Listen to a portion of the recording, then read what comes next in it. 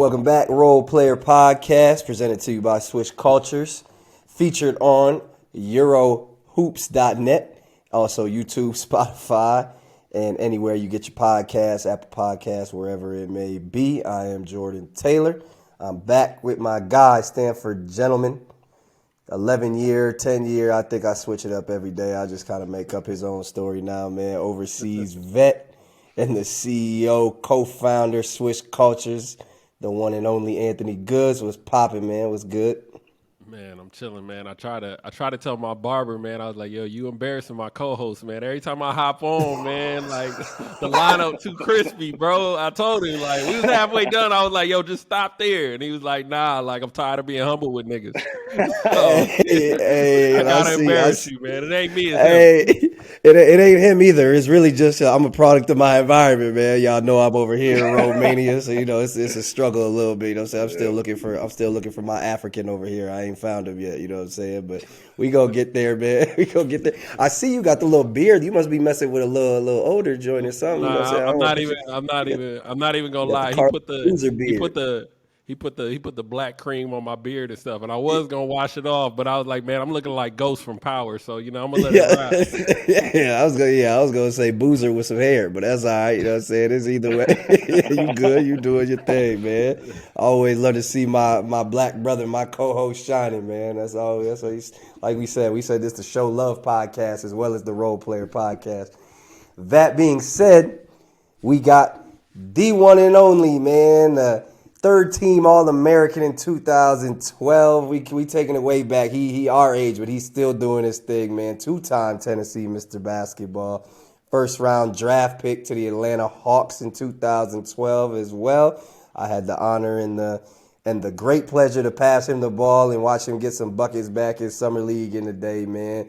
We got the one and only John Jenkins, man. What's that? First team All SEC too. My bad. I want to leave out any accolades. I appreciate that. Yeah, I appreciate that. No, you did a good job already. I appreciate you guys having me, man. Yeah. Did I miss anything? Big fan of the podcast. Appreciate it, man. A few things, but no, go ahead. We good. Go ahead, shout that out because we want everybody to know. You know what I'm saying? This is you know what I'm saying. Give yourself flowers. We giving you flowers. What I missed? High school Gatorade Player of the Year in the state of Tennessee. And SC champion, and also MVP SC championship. All right, so I like that. And he's saying one more, and this is the one I'm most proud of, is the nation's leading scorer in high school. Yeah. See, that's crazy. How much did you average? 42. Yeah, damn. What was your high that year? 2 decades ago. I had 60. I think that was my highest. I think I had 60 on senior night. Okay. That was my highest. Still to this day. You don't care about none of your teammates. You ain't letting them shine. Like, somebody else. It was somebody else's last game. Teammates. It was some other senior's last game that day, and John did not care. He's like, I'm going for 60. What was your season low? 30, I think. Yeah, 30. I didn't have a game under 30 my last year. God damn, boy, that's crazy. I mean, real talk, like, I don't care where it is, like, to average 42, that's insane at any level of basketball. When I look back, it's like, it's crazy. But when I was in it, it was just like, whatever. Because my friends back home, like, I'm from a small town, Hendersonville, Tennessee. And it was basically just like, oh, whatever, cool. What are we going out to eat afterwards? It was, like, not a big deal to nobody in the city. And this is before social media, so I would do it, and then we figure out where we're going to eat. We go to Chili's or Sonic or whatever we were going after the game, and then on to the next. And then it didn't start getting a big deal to me until I got to college, and then people were talking about it more, and more of a mainstream media was bringing it up before I committed and all that. But, yeah, man, when I was in it, doing it, it was like, whatever. I was like, I was supposed to do it almost. Golly, man, that's crazy. I ain't going to hold you. What you average in high school, Goods? 25 was the highest I averaged. Yeah, I think I was like 24. And I'm gonna be honest with you, like that sounds tiring now. Trying to get 25 a night, like I'll be like, my bones tired. Like I don't know if I even got that in me, like the desire. But nah, that's what's up, man. That's crazy. You know what I remember though? The most about you, I got to put you on blast real quick one time. Is we played y'all in the tournament, man. And you had. I knew this was coming. Listen, and I wasn't even gonna bring this up. We played y'all in the tournament, And I swear, I thought my career, I'll never forget, we switched and you had an open three and I was standing under the basket. I don't know how I got on Fest, boxing out Festus Ezeli. And Hmm. I swear to God, I thought the game was over. I was looking at the ball and I don't know how that shot did not go in the basket. Oh, it was on the I right remember that wing. You shot remember too. that joint? Yep, exactly. I remember the exact same shot. That was my last game in college career. Yep. So I remember that day vividly Yep. when y'all got us up out of there. That hurt bad, real Yep, bad. yep. But hey, you got over it quick, man, because a couple weeks later, a couple months later, you first round pick to the Atlanta Hawks, 23rd overall, right? 23rd, yeah. 23rd overall, man. So I guess we gonna start there. We gonna start in the NBA. And I lost my little place real quick, but we'll edit that out. Don't even trip. We're gonna start in the NBA. After playing playing in the league and being the shooter that you are, you were a little bit before your time, I'd even say. What I'm saying, as far as the way you shot the ball and the way you played the game. So how do you see where do you see yourself fitting in the game now as a shooter and as your player? And would it be a better time for you to be in it now? Yeah, for sure. I think now, it was heading towards that way when we were in college, but now it's just like full blown. It's everybody shooting threes, every position. So yeah, back then I was coming up. I watched JJ Redick, years before I got to college and saw he was doing it. And even before my time, Shane Foster from Vanderbilt. Reason why I committed there was I watched him play and all the actions and sets that Coach Stallings put him in. I thought I could do the same thing. So I just kind of followed the blueprint. And yeah, the way I played was just like in high school, going back, like I was more of like a do everything, just find a way to get points. And then in college, I just realized that I can still get the points to be more efficient with movements and how I play the game. And so that was more attractive to me going forward in my career. Man, I thought playing summer league with you, we ran like a lot of floppy, right, and ran you off the ball a Yep, lot, right? floppy. And it's Yeah. crazy, man. It's crazy to think like, and I always thought even playing then is like, damn, we should probably, and I even preferred it like for my own benefit, like put the ball in your hands more and let you play with it. You know what I'm saying? And let you play off Hmm. ball Yeah. screens. So is that something that was a part? Did you think you had that as a part of your game then? Were you confident in that then? I guess playing with it. Yeah, for sure. The reason I got first round was because I showed that in the workouts. My draft range was like 25 to like 45. So, that's broad and I could have went back to school, but that was a time when they were kind of judging seniors on staying too long. So I wanted to just go ahead and just take a chance on it and bet on myself in the workouts. So all summer, I was training with Drew Hanlon to get prepared for the draft. He said, "Everybody knows you can shoot. Let's show what else you can do." Because in college, I didn't have to show it, or I was just elite at what I was doing at the time, coming off screens and being a fish for one or two dribbles. But I always kind of had that ball screen and not as much ISO, but I could get to my spots and pull ups. And I wanted to show that more in the workouts. So when I had like 25 workouts. It was crazy. But uh, the biggest thing I focused on was just showing I could do more than just shoot. And Atlanta saw that, and a lot of other teams saw it. And I saw slowly but surely my range was getting lower and lower. I had a good combine, and I wanted to show it, but at the same time, I knew that my niche was going to be, a shooter in the NBA. So I had to keep the main thing, but also show them that I was capable of doing more. Yo, what kind of situations did you feel like in your workouts, like teams were trying to put you in situations that made you uncomfortable? Like, okay, we didn't see him isolate a lot, so we just gonna make you play ones off the dribble. Yeah. Did you find like teams were trying to pinpoint your weaknesses in those workouts?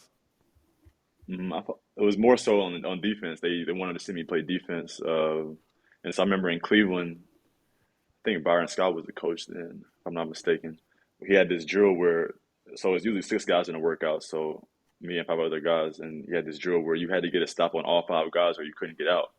So it's pretty tiring. So you roll the ball out to the wing, you start on the block, roll the ball out to the wing. You got to get a stop on all five guys. And I knew that drill was probably for me to show that I could do something on the defensive end.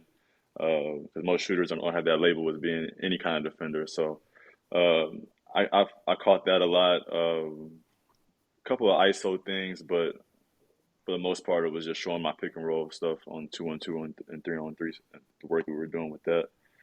But it was big for me to show that because I feel like if I went to these workouts and just started shooting, I would have still been maybe low first, early second, maybe mid second. It was important for me to show more of my game to the scouts.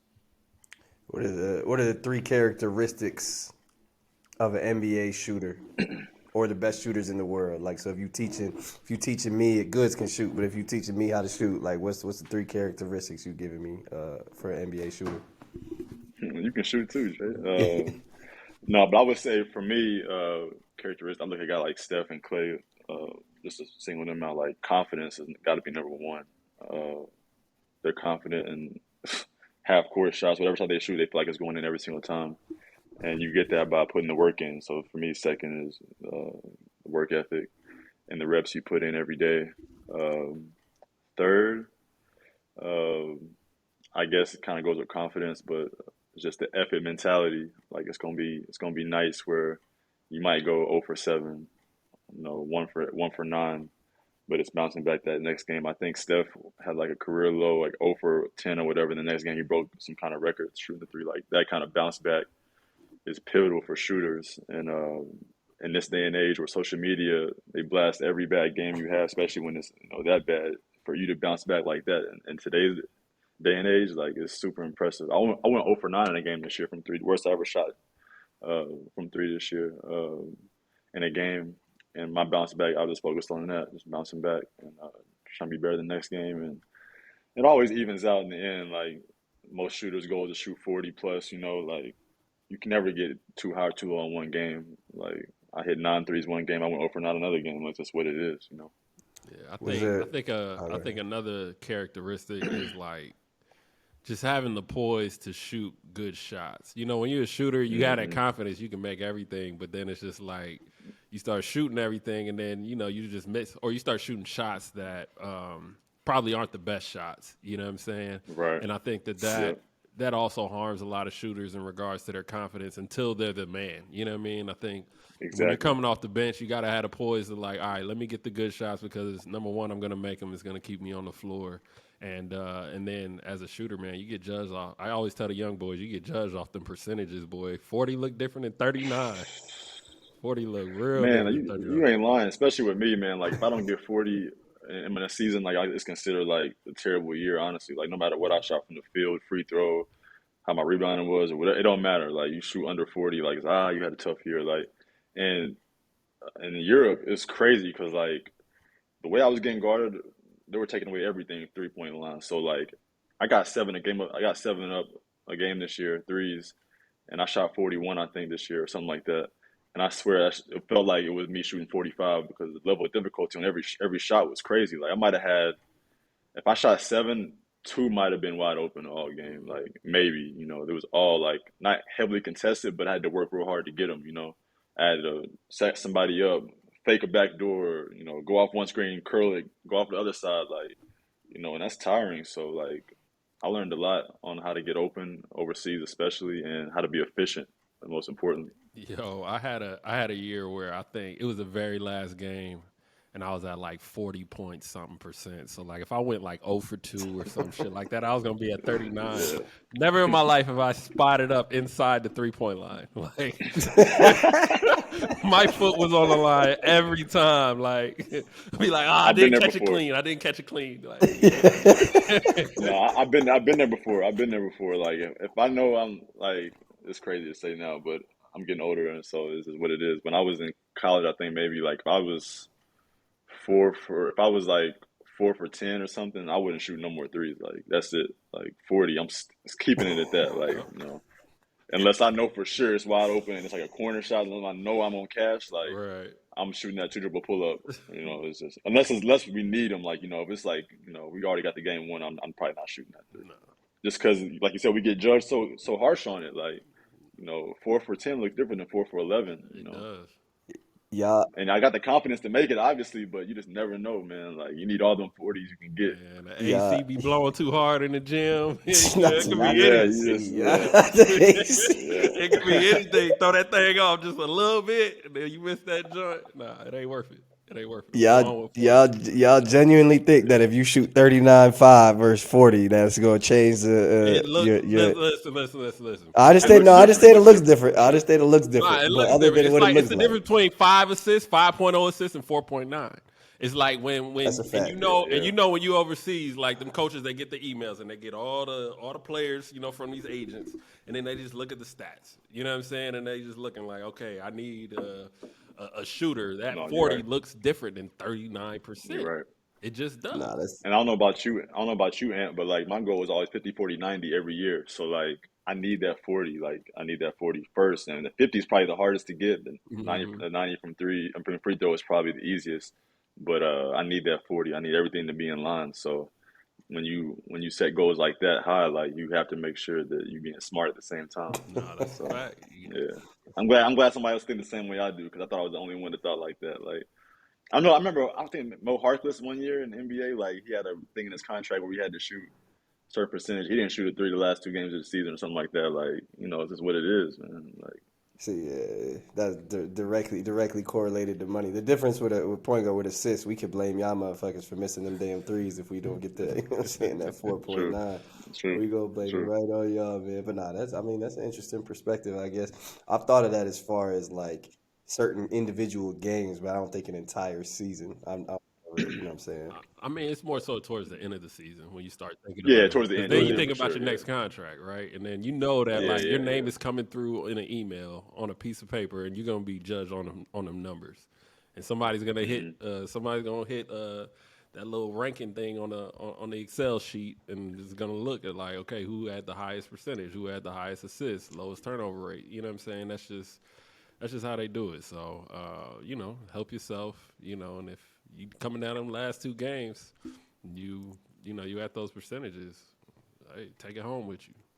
No, that's And facts. the crazy part is, like a lot of these guys, like the scouts. I'm sure I'm not a scout, but I just assume that I might shoot 300 attempts in a season or something in the NBA or whatever, and the other guy might shoot 100 but have 42 and I'm 41, and they looking at that 42 like, no, I shot 200 more threes than this dude Yeah. did. Like, you gotta look at all that. So, and I don't think they are looking at that. So, I'm aware of all situations when it comes to, especially the end of the year. Like, it has to look good because it's what it is. I think even take it even another step further, like them analytics dude. Even if it's someone who shoots 300, both of y'all shoot 300, taking into Hmm. account the kind of threes, like you said earlier, like you in Europe, you getting hounded for every single three versus Yeah, yeah.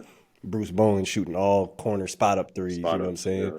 So Hmm. other than the obvious, I guess like Bruce Bowen is obviously obvious how he shoots his threes, PJ Tucker, whatever. But yeah, I don't know if they taking into account like even someone like Clay. Take a dude like Clay. All right, he's probably getting whatever type of threes he's getting because he plays with Steph or whoever versus Devin Booker, who's the focal point of an offense. Yada yada yada. Well, for lack of a Yeah, better for comparison. sure. So that being said, man, the 2K ratings just came out for, well, I guess a couple weeks ago now for shooters. They had Steph at a 99, Clay at a 88. If you you go, yeah, 88. right. You see, it's for What? 3-point rating. Yeah, he didn't like it either. I see he said something on Instagram about it. Wow. Yeah, but Clay was second though. That's I sick. think I think Clay was second at 88, right? I Oh, believe for he was second. I think he was second at 88. But if you gonna be on there accurately, what's your 3-point ranking supposed to be at? I mean, damn, if Clay's at 88, then yeah, that's a tough scale. That's a tough man. scale. Nah, I mean you could assume that you could put Clay at a 97, whatever you want to put him at. Yeah, personally, I think Clay is 98, 99 too. But anyway, I'm sure he'll change that in the middle of the year. I know they update him all the time, but um, man, what would I be? If Clay's at 88 right now, I gotta be like 83, 84, I would say. Like I mean, obviously I'm not in the NBA right now, so I'm gonna judge it off what I've done the past few years, and I would say like if he's at 88, if he was where he's supposed to be, I would say I'm probably a 90. But since he's 88, I gotta say like 84, something like that. Shit, you could say you a 90 even if he had an 88. You know what I'm saying? No, I got too much respect for them two dudes, man. Like, what they do every night is just, Nah, I it's mean, it's it's we see it all the time. It's just ridiculous. So it's Yeah, otherworldly. Goods, what you at? nah, now. Nah, but I would even say in my prime, man. I don't know. I never thought of myself as like a knockdown shooter. I was just a guy that could just make shots. I could just make threes. You know what I'm saying? Like you put me in a Good workout, like gamer. yeah, like I mean, I could make threes, and I look good in the workout. I could go like I would have workouts where I'm making. I used to always keep track of how many threes am I making in a row in a particular You workout. told me in Atlanta about Yeah, this. yeah. Yeah, One summer I was making 20 in a row at a certain point during the workout every week. And yeah. so I can make shots, but I just never looked at myself as like just like a knockdown shooter. So Right. I would say I'm more of a streak shooter. I was more of a streak shooter. If I hit one, I could hit five. You know what I mean? But um, yeah, I would probably rate myself. I would probably say like an 80. I'd say I'd 80, probably be that's around the solid. 80. Yeah, like a prime 80. I remember Yeah, that's back in the solid. day, I was in one summer I was working out with Clay and them all summer, and Clay and I we were like it was with Golden State in the summer, so they would just pair us up, and we Okay. were shooting every single day together. We were shooting, playing ones, doing the whole nine. But like in shooting drills, I had to focus so hard just to compete.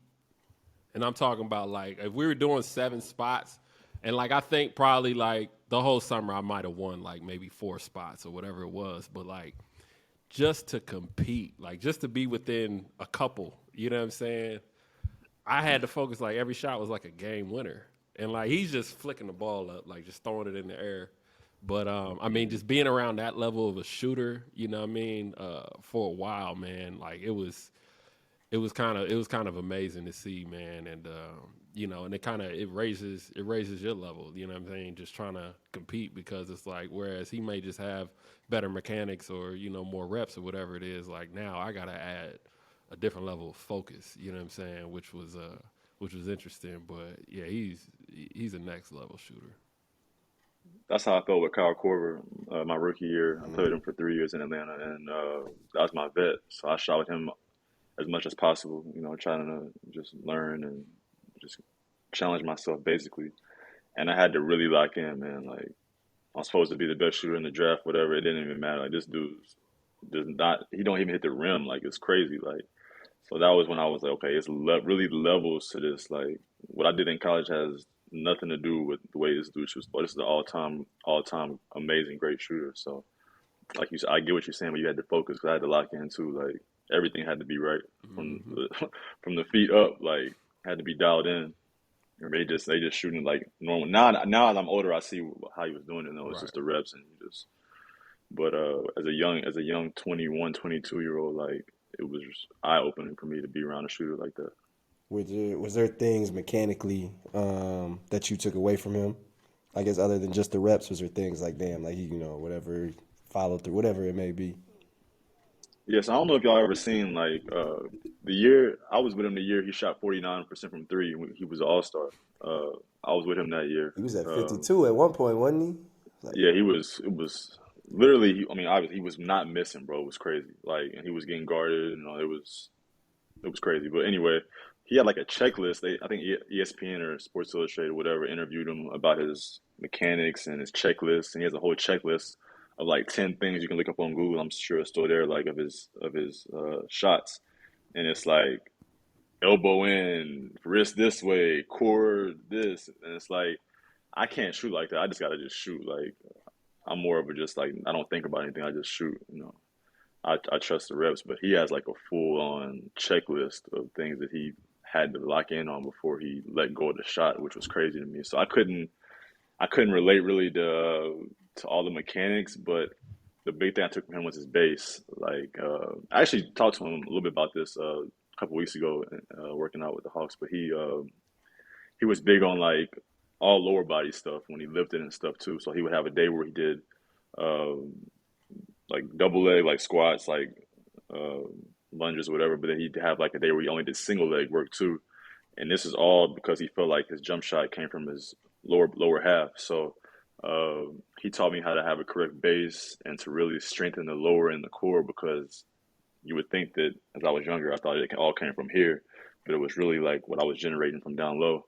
So I took that, and I told somebody that the other day that like you have to work on your lower body and make sure that's strong because the way we run to get open and all that, like if you have no base, like you're never going to be as efficient as you should coming off screens and making the shot continuously through 4 quarters of a game. So I would say just base and just like the different level of strength training he had to do to maintain all that. Were there any things he was doing on the court, like as far as like work ethic, shooting routine, or anything like that that you thought was, different or unusual, or just made him special? So Kyle is the opposite of me. I try to get as much shots as possible up in an hour when I'm shooting. Like if I can get 1,000, amazing, like whatever. But I watched this guy in Santa Barbara work out. I worked out with him at P3 in Santa Barbara, and we went to the gym afterwards. And it might have been 20 minutes, bro. I swear it was like so quick, and but it was full speed. Like I'm talking about, everything was game speed. And I was like, how do you just only shoot for 20 minutes? Like if I don't shoot for an hour, I feel like I'm not doing enough. But he got to a point in his career where he was so dialed in on everything else. He just wanted to make sure he was getting the correct speed and pace in his shot. And once he felt like it felt good, he got out. And so it's funny that now I'm 31. My workouts. The biggest thing I changed this summer, we talked about it a little bit too in Atlanta, and was like efficiency. Like I'm in and out too. I'm not 20 minutes, but like I might be 45. But I'm talking about like that 45 is basically equivalent to like an hour 20 to me now, because I'm not walking in any drills. Everything's full speed into a shot. If I can get a contest, great. If I can't, I'm imagining a contest. Um, and so I'm trying to take as much stress off the body as I can and also get more out of it. So talking about it now, I really learned a lot from him, just how to maintain everything. And once you get to that level, it's less about killing your body and all the reps. It's more about just working smarter and efficient. And so this summer more than ever, it's probably my best summer I ever had in my life. And that's the only thing I changed was that. So it's pretty cool. Yo, I think I heard somebody was telling me a story. I don't know if it was Kyle Korver or Mike Miller or somebody, but they said that um, he, let's just say if it was Kyle Korver, he didn't season his food because he wanted to eliminate distractions. So like, he didn't season chicken. It was like an article or somebody told me about it. It was in this article and it was one of like the great shooters in the league in recent years. But like he didn't season his food, didn't do anything because he wanted to eliminate distractions, and he ate the same thing every day. And I'm not sure if it was him or not, but could you confirm or anything like that? Would you know anything about that? So I sat beside him on the plane for all 3 years. I don't remember him ever doing anything like that. But he did put me on a lot of different things. Like he put me on kombucha before it got big. He was drinking kombucha like after games, like for gut health and all that. And he put me on bone broth. That was the one thing that was like nobody knew about it. He put me on early on. And that you can get it at Whole Foods now. Before you couldn't even get it at Whole Foods. Like nobody knew about it, but like farmers or whatever. So he told me you gotta stop drinking that coffee and drink like bone broth. Like that's where the nutrients are, and that's how that's how you really stay healthy and all that. So he was on top of the game as far as like recovery, and he knew all the little ins and outs of what to do for your body back then. But as far as not seasoning his food, I don't know about all that. Yeah. I don't remember him I'm doing gonna that. find out. I'm gonna find out who that was, man. Because I was when I heard about that, I was like, "Yo, that's like next level." Like, That was probably that's like He natural was for the very culture. meticulous, but I don't know if it was at like that level. I don't know. yeah. I could be wrong though. That was natural for the culture, man. That wasn't anything specific. Natural. That was by nature, man. For the That was by nature. culture. Hey, man. Hey, but yo, the one thing I always thought is dope to hear you talk about like lower body and base and balance, because I've always Yeah, thought that like shooters are way more athletic than they get credit for. Like, all right, yeah, they're bounciest people, maybe not, whatever. I mean, you had bounce, but like, okay, like a Kyle Korver, Steph Curry, whatever it is, the athleticism it takes to run at that pace, get your feet set on balance, and fire over long defenders, contest. Like, that's a elite athlete, in my opinion. You know what I mean? Like, yeah. I would say it's on par. It's on par with like the LeBron James type athleticism to me. It's not the same, obviously, but it's on par in terms of, I guess, how impressive it is or how much athlete. I mean, I don't know exactly how to put it, but you know what I'm saying. Like I don't know how you quantitatively Yeah. put that, but yeah, You have to play like us to understand that level of it.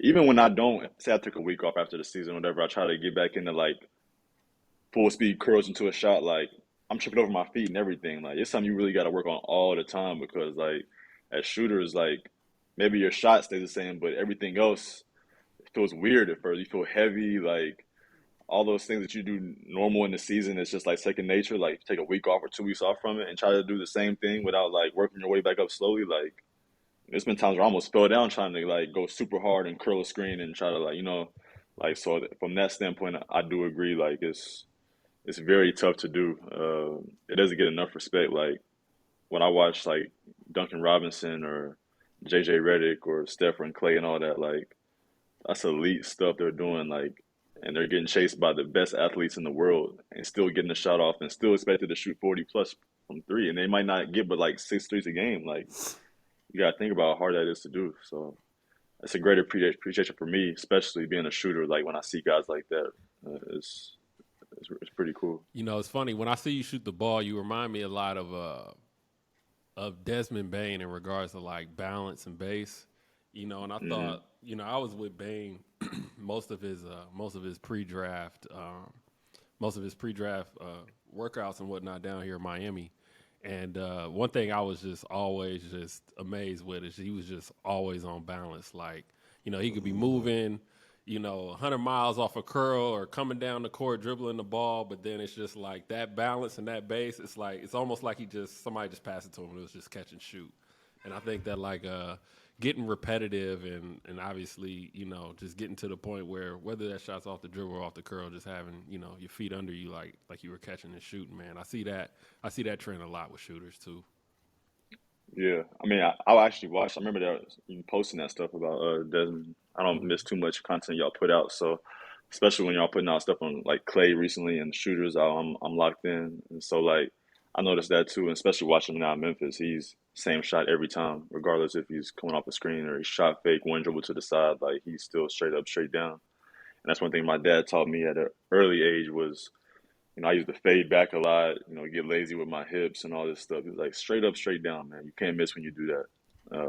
And I just kind of kept that mindset. And my trainer Drew Hanlon had a study where if you're wide base and you land the same way every time, or in the same spot every time, or something like that, I have the chart on my phone, but it was like 67% success rate. And it was like a chart from a year in the NBA. Like it was every shooter, not just shooters. It was every shooter. They charted like how they landed and how they started and how they landed.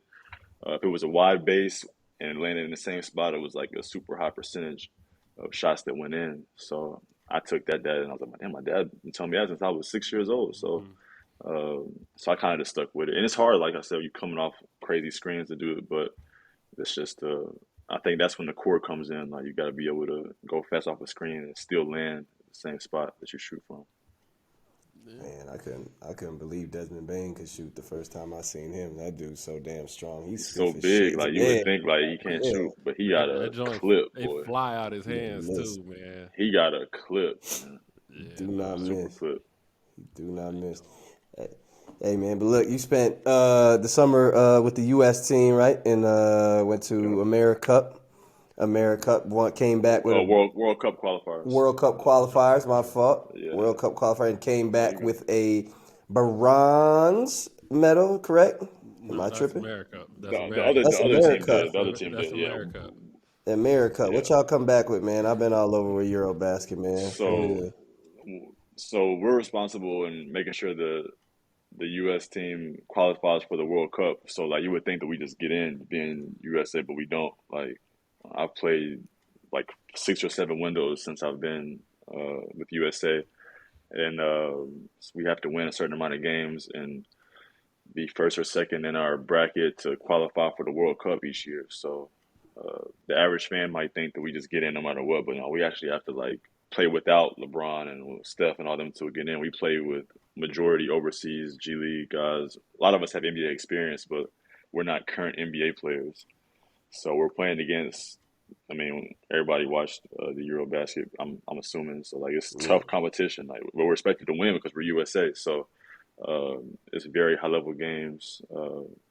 And saw his practice in Miami, but like we got 10 days to figure it out. Like we only come together for 10 days, and we have like a 4-day training camp, and then we travel to and play these teams that's been together for 3, 4, 5 years, maybe longer, together. So it's fun, man. I really enjoy it.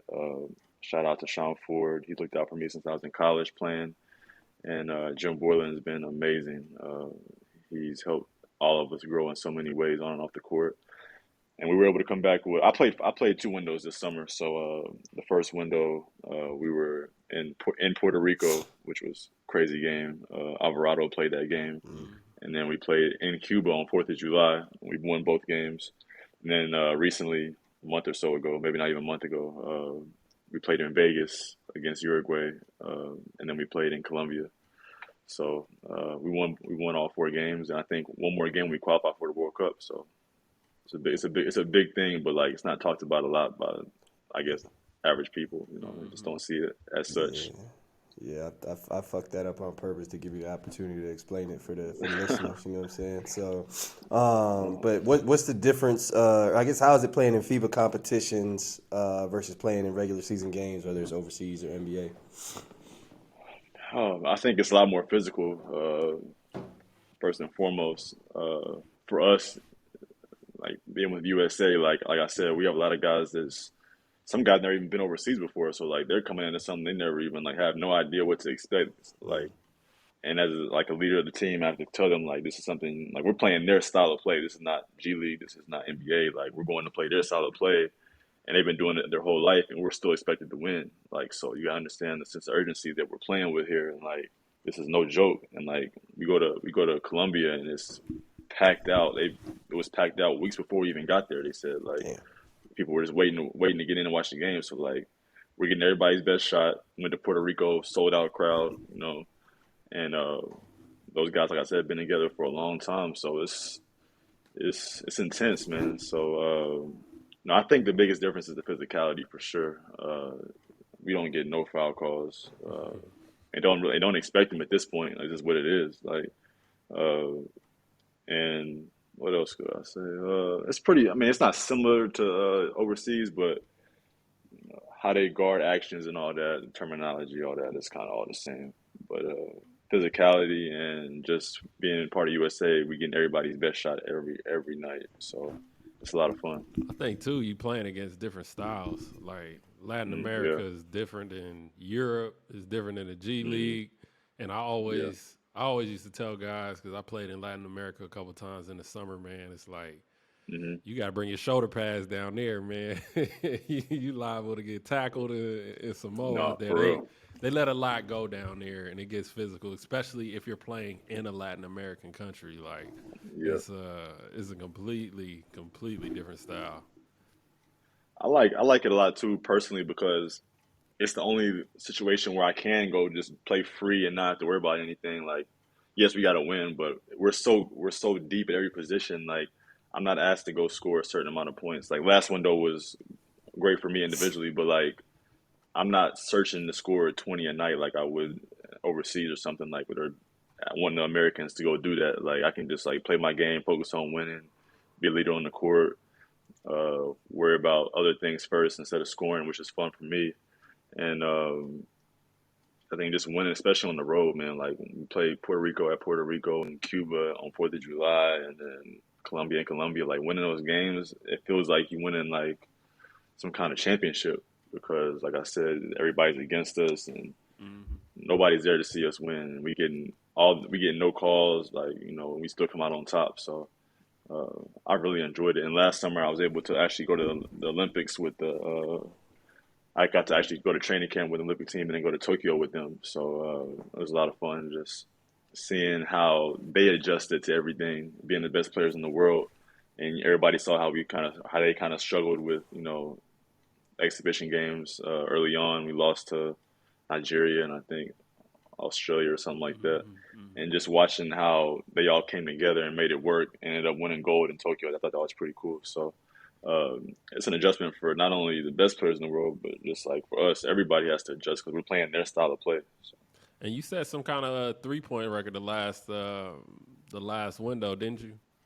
yeah, I didn't know it was till they told me after the game, but I hit 8 threes against Colombia.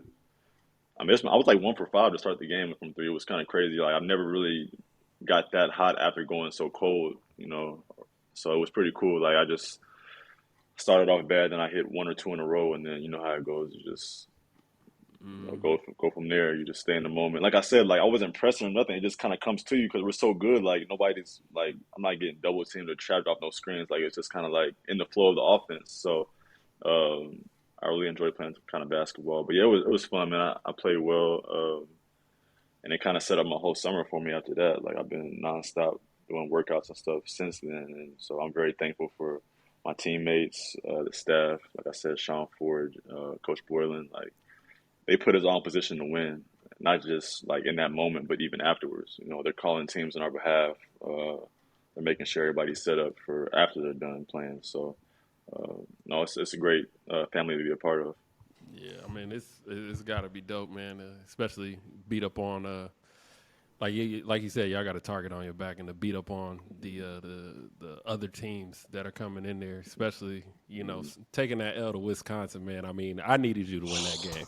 I needed you to win that Man, game. Like I need you. Matter of fact, I need you to sign a deal in Romania because I don't play anymore, so I need somebody else out there. Like I'm about I to gotta get put put back on ransom on tape, Jordan man. Taylor's head because I gotta I gotta put a y'all, low y'all light up lucky. of Jordan Taylor, man. Y'all lucky, man, that y'all didn't ask me what my rating would have been in 2K in the 3 point because I would have said 81 just to be one better than you, nigga. Just to be one better than you. That's all that matters. Hey, you got it, man. I'm on the other side, man. I'm on the other side. Hey, but Shit, me John, too. real quick, man. So Shane Larkin had a tweet, man, I thought was interesting, man. He said my role with the national team and my role with FS are completely different. People want the same guy, but it's a different team with different personnel. I want to play to help my teammates be better and to win. It's not about me, it's about us. Now, obviously, and you spoke to it a little bit about like having not having that same responsibility and that same role, but like what do you see in regards to what have you seen? So let's just say like Alvarado when he was at Puerto Rico, like obviously he had a lot more freedom, much more expanded role than he does in the league. What have you seen from the NBA players that have played with their home countries, that have had expanded roles? What have you seen there? The- these guys can really hoop if you give them a longer leash, or they have something that. I mean, first of all, they're playing for the country. They're very prideful, obviously, to play for the country and to play well for that. But dudes can really play, man. Like, even like if you put like the 14th man on the NBA bench and say he was playing for a country, like he might get 30 every night. Like you know what I'm saying? Like it's just what it is. Like guys can really hoop. It's the top 450 for a reason in the league. Like a lot of guys we play a role, but if we're asked to do more, most guys can do more. So I'm not surprised when I see like Patty Mills getting 40 or something, and I'm not surprised at all. Like I know that he's capable of that. Evan Fournier going crazy. Like uh, these guys can really hoop, man. So what people see in the NBA versus what they see on that FIBA scale, like it just gives you appreciation of how good players really are. Yeah. Patty Mills was really that first one too, where it was like, man, like, god damn, like Yeah, he's like really he 40, like like yeah, right, that's like hold on yeah. now, No, like he can like these guys can really play, man. like Like Pop, what you doing, yeah, me, man? Get this dude the ball. yeah, yeah. I remember guys saying that, but everybody that's in the league was demanding at some point probably at their college, especially their scorers, or shooters. Like they know how to get to it, especially when you play for your country. It's a sense of urgency you have, and just like I said, pride, like that you turn into almost Batman basically just to try to do well do well for your country. So I'm I not surprised at all. I always be wondering like seeing Patty Mills do. I don't know if Tony Parker could do for Australia what Patty Mills did for Australia. You know what I'm saying? So it's like, and I be looking at him like, damn, is he really is TP really that much better than Patty Mills, or is it just like a situation like Patty just fits exactly what he's supposed to? You know what I mean? Patty fits exactly what he's supposed to do there. I That I always think in leash. that It's struggle with that that. situation, leash. It's that Is it leash, just an it's man. that lead. I think opportunity? in that Like, is it situation, just Leash and the but skill. Patty in college was getting to it like that. So Yeah. facts? I just think what kind of player you are says a lot too. Like Patty is a bucket, so like that has surprised me. Like TP is more like a playmaker, so like Mm-hmm. him getting a triple double and people play with just crazy hard to get wouldn't surprise me. Like, but him getting 30 or 40 and people play, I might be surprised. I didn't think he could score like that, but he probably could. But you know, guys like Patty Mills and like Buddy Hield playing with the Bahamas, like nobody's surprised if he gets 35, 40. Like it's just, we know what he's capable of and what he's done in college and et cetera. I remember watching Patty in college; he was crazy. So like, you don't know what kind of players these guys were before the NBA. You might be surprised, but if you look back and see what they were doing before, you understand like, yeah, they really like that. Yo, I don't know if either of y'all saw Lauri Markkanen during Eurobasket. Going crazy, going Yo, crazy. bro, like honestly, like it's hard. It's easy to say like, okay, he's just doing that for FIBA or whatever it is, and obviously the truth is going to come out during this season with Utah. But when I was watching the way he was scoring, like it wasn't just like, oh, he's shooting threes or he's just posting. It was everything. He was back cutting. He was scoring in transition, offensive rebounds. Like he did literally. I think. Yo, this is the first time I've seen it. Somebody scored with .1 on the second on a lob, on a tip. Man, that was crazy. I That was, I think that was That was Lauri. crazy. I think that was That was Lauri, Lauri man. Markkanen, I remember yeah, I it was was. right there in the baseline. They threw it up, and then he tipped it in. But I mean, Lauri was literally doing everything, man.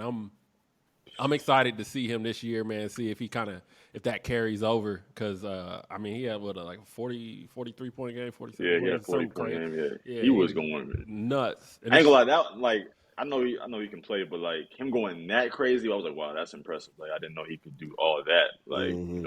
but like you said, this year will tell a lot. But he's capable, that's for sure. So we'll see. Lorenzo Brown, an NBA player. yo, Lorenzo Brown. Lorenzo Brown had a hell. I mean, I saw him before he went out there, and like he looked good. So yeah, that's American playing for Spain. First of all, just that in general is just like unheard of. Like, I've never heard that in my life. And then doing what he did, like elite. That was very elite. I'm telling you, they was holding him back too.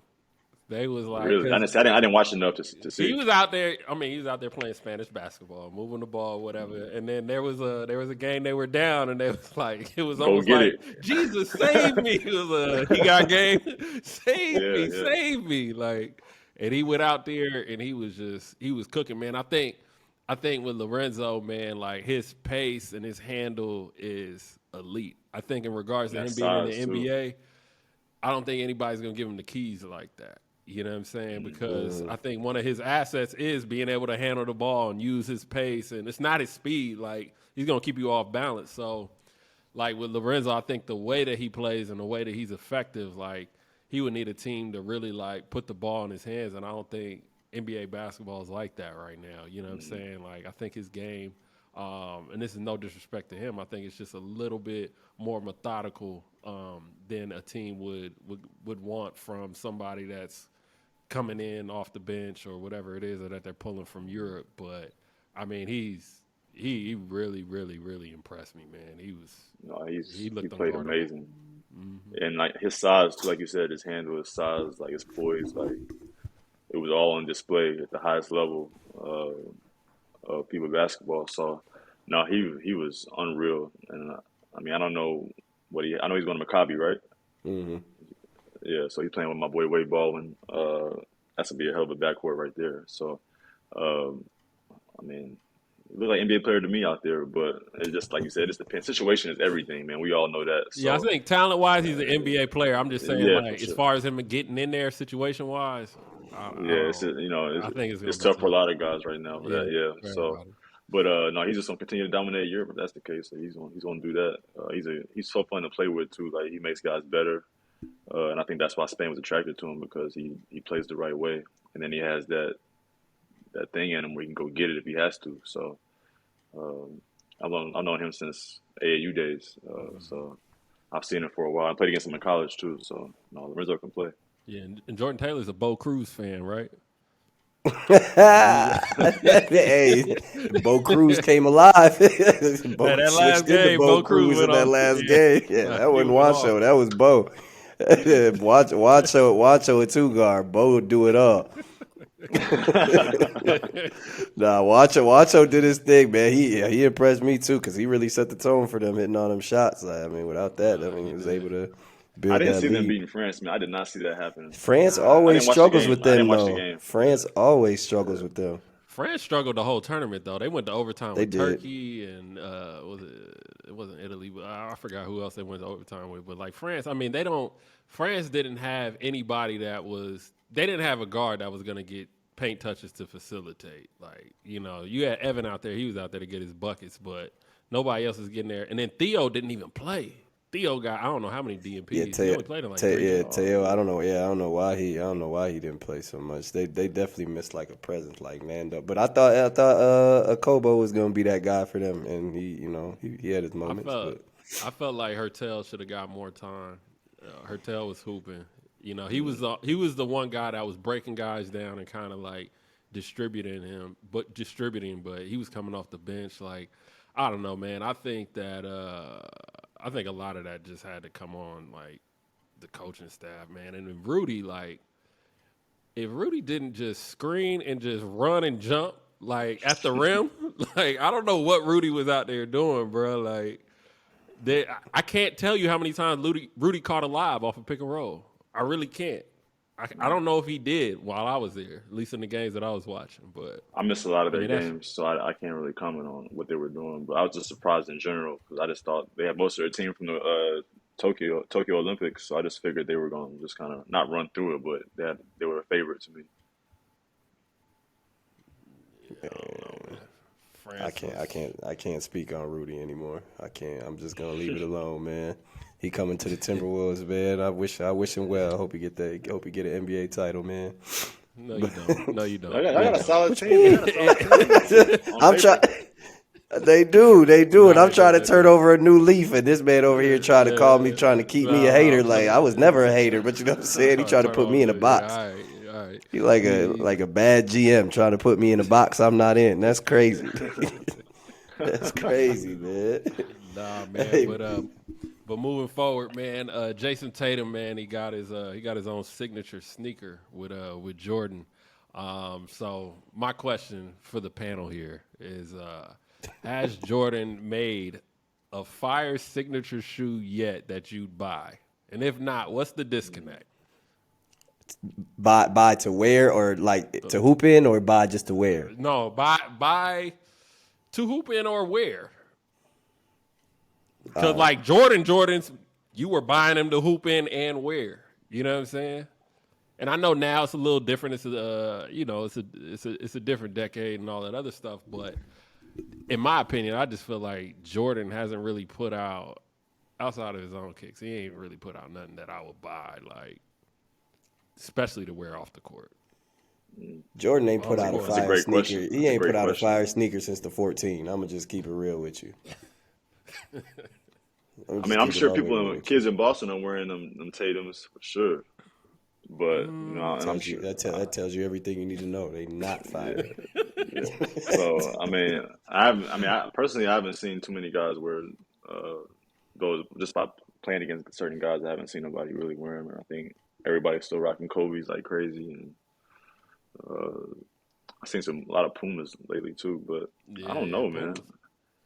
Yeah, what's the disconnect there, man? Because I feel like you look at like, okay, let's just look at like Nike Jordan brand as a whole. Like, okay, they come out with a dope design for Paul George.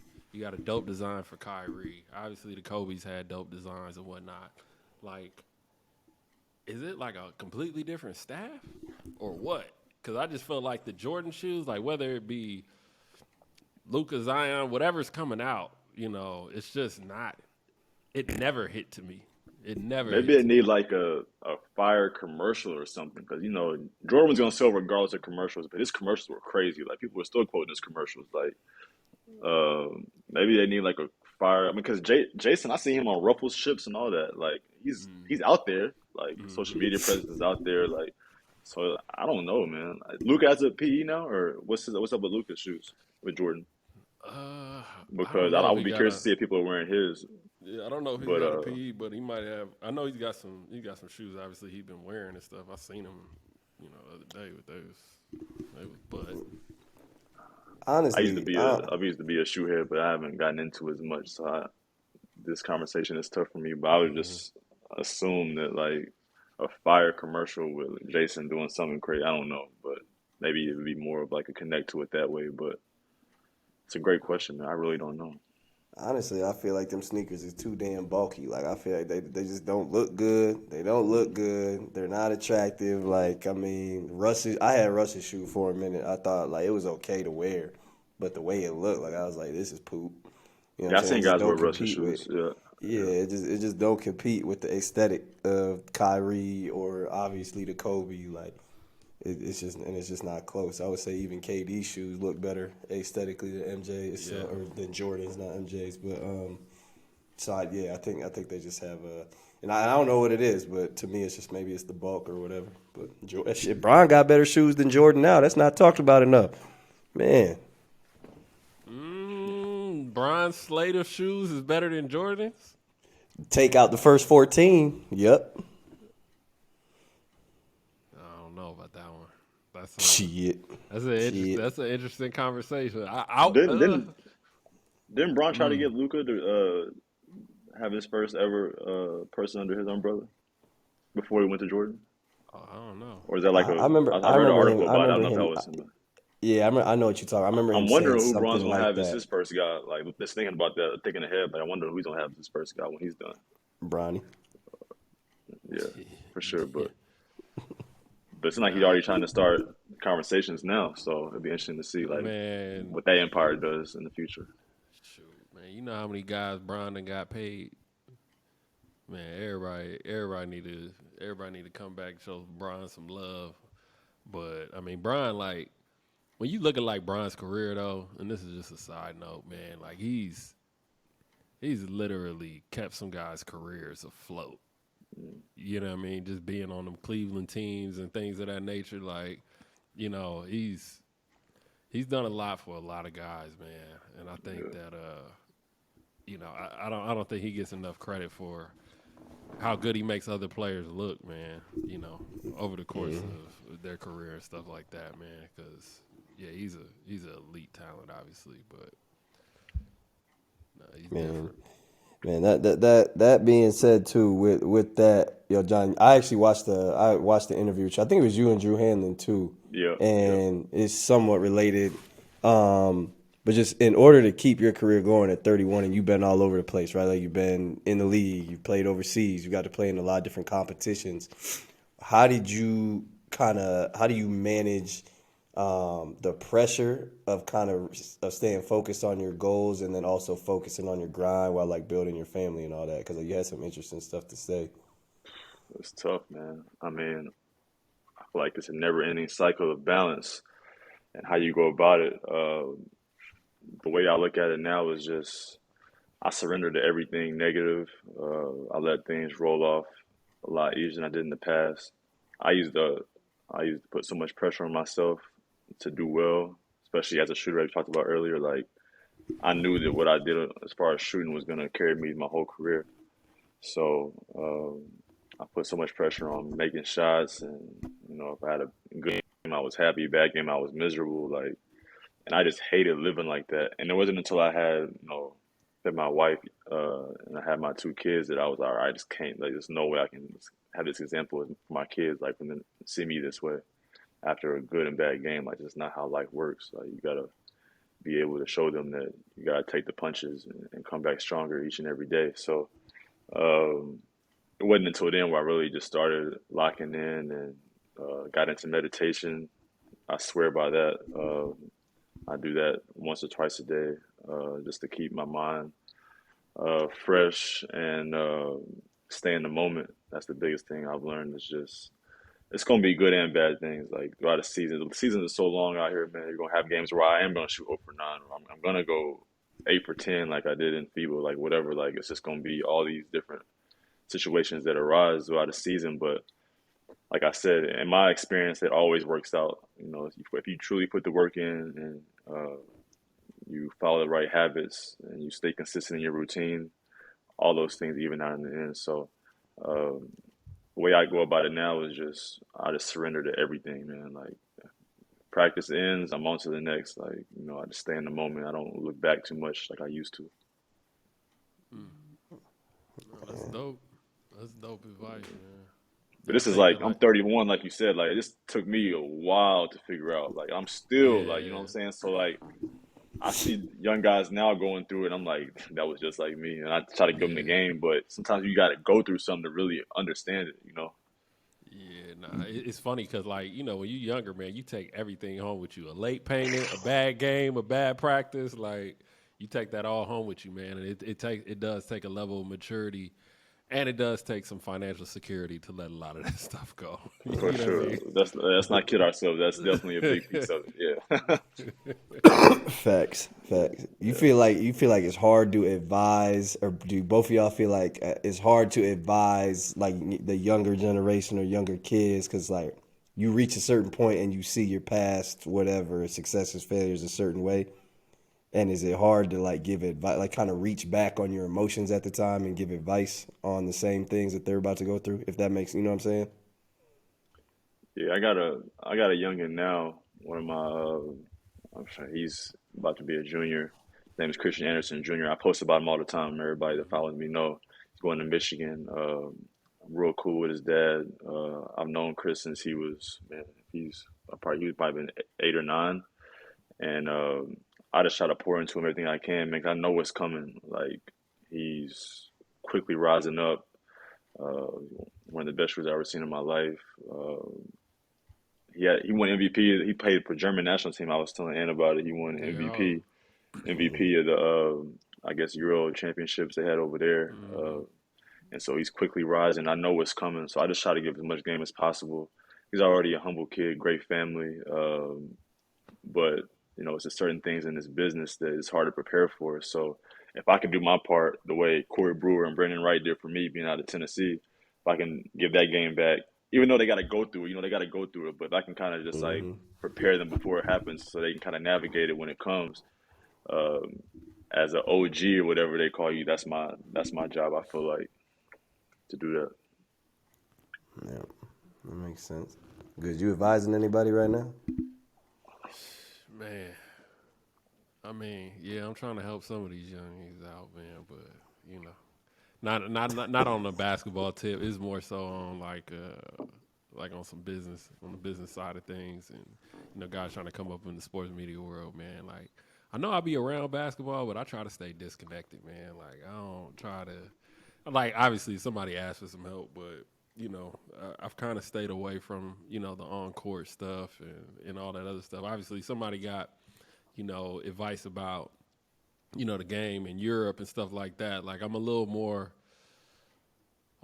sensitive to that because I understand, like, in Europe, you can make one bad decision in regards to a team, a coach, your mentality going into a specific country or whatever it is, and that's going to affect your life financially and your path and everything else. So, like, I'm more so, eager to help guys heading into Europe, more so than, like, I guess, like, younger kids, around here. I mean, I just don't know that many young kids around here. You know what I'm saying? But I think the Europe thing is probably something I'm a little more passionate about because I mean, it really does. It affects so much, and it could affect you for the next 2 to 3 years. You know what I'm saying? Once you get knocked off the path. So Hmm. Yeah, I just be finding it hard to advise younger kids on like the path because I feel like once you go through it and you do get some financial security, I feel like you tend to remove the emotion, the past emotion from what you went through, Yeah. and you just kind of make it like a simple. You kind of oversimplify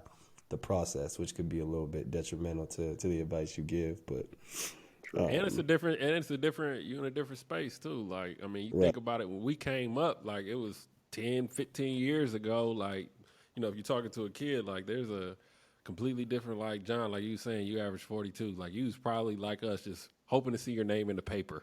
Like, that was social media. Yes. Like, I got my Exactly. name in the paper, I had my whatever. All right, Yeah. cool. Like, I was excited. You know what I Yeah. mean? But now, I mean, they're playing for something totally different, and they got tens of thousands of followers and comparing themselves to other players and stuff. Like, some players, like you guys, we wouldn't know I didn't know who certain players looked like until we got to like ABCD camp or something You're like right. that. And I You're was right. like, oh, You're right. that's so and so.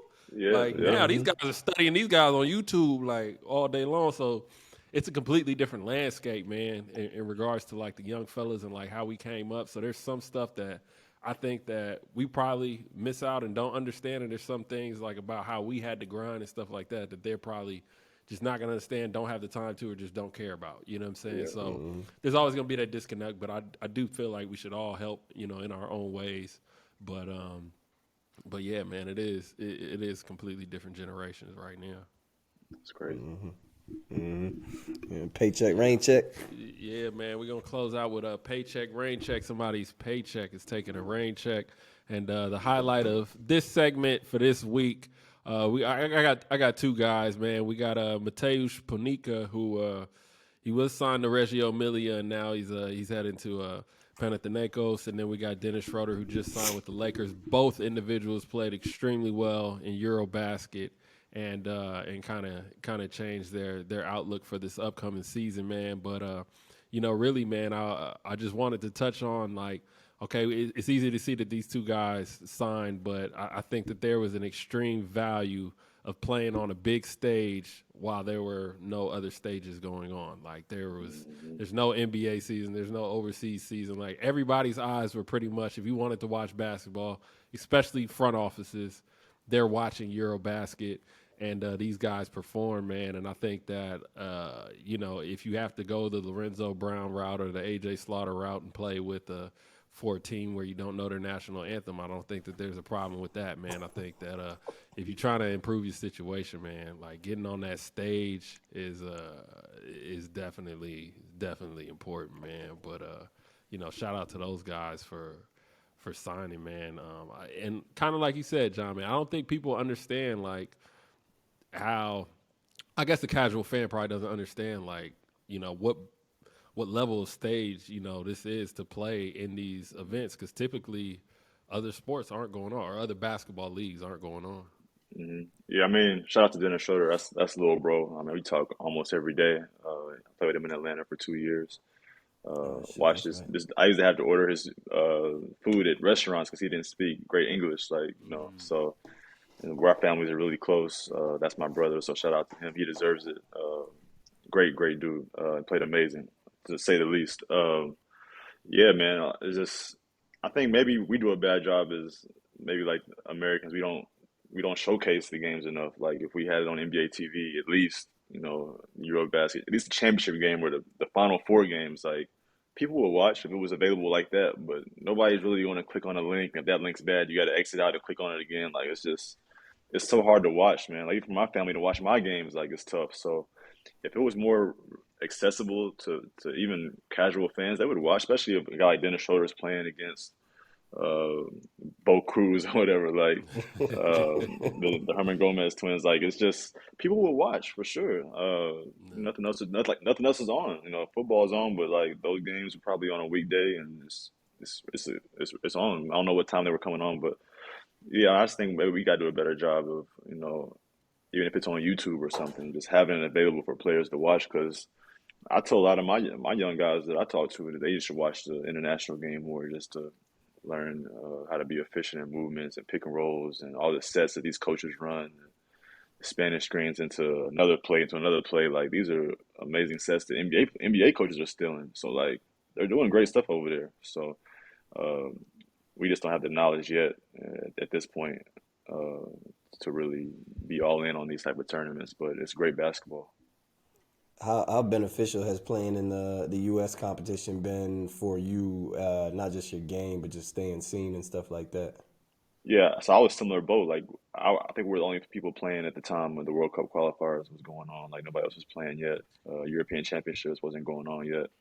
So my big games were more of a big game than they would have been if I did this in February, when he started to get ready for NBA playoffs coming up soon in a few months. Like, it would have been a little bit different. Like, um, during the season in France this year, I had 9 threes in a game, but and posted it for me, but nobody talked about it, like, really outside of that. Nobody really cared. But I hit 8 threes in a time where nothing's going on, and it's a huge deal. Like, it's just what it is. I don't know. It's just like you said. It was a perfect time to play well because nobody else was doing anything, and there was no other basketball going on. So I just think, yeah, USA, we're always going to be seen because they have a great following in their social media. But uh, that time for European Championships and for me this past window was great because it was pretty much most eyes on us at the times. Yes, sir. Well, listen, man, that's all we got for you. You know what I'm saying? That's a Role Player Podcast. We appreciate you coming on. Appreciate you joining us. We definitely going. I know you got some big things coming through the pipeline, so we definitely gonna have to have you back on once all those things come to light and materialize. And man, love, appreciate you showing up. Anytime, man.